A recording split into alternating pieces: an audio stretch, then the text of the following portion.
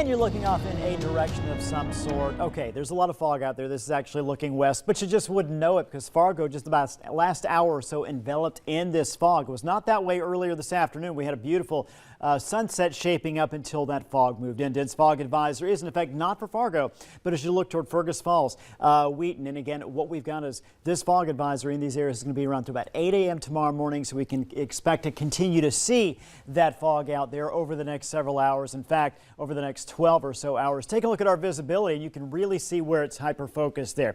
Fargo's visibility 2.5 miles. You get to Fergus Falls, it is under a quarter of a mile. Same for Alexandria, about 0.3 of a mile. And again, the deeper green color here indicates where we're seeing the most dense fog. It really has cropped up just within that area. First alert weather headlines, record high territory on your Wednesday. Not everybody going to set records, but some will. I believe Fargo will, with our forecast high of 48. Our actual record high is 45. Shadow or not, we're still feeling spring-like. So, of course, Friday morning, groundhog comes out February 2nd. Doesn't really matter if it sees a shadow or not. We're going to be spring-like right through next week. Scattered weekend showers possible. Again, here is that look at the fog we have in place right now.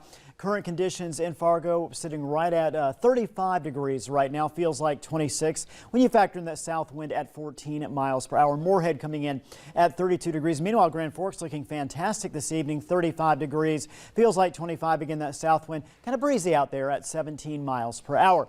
Current temperatures still hanging in the 40s in Jamestown and Devil's Lake. Jamestown hit a high of 50 today. Meanwhile, other locations, Detroit Lakes, Fergus Falls, struggled to make it out of the mid-30s thanks to the cloud cover. The fog. Thief River Falls qualifies for that as well, sitting at 32 degrees, only topped out at 34 today.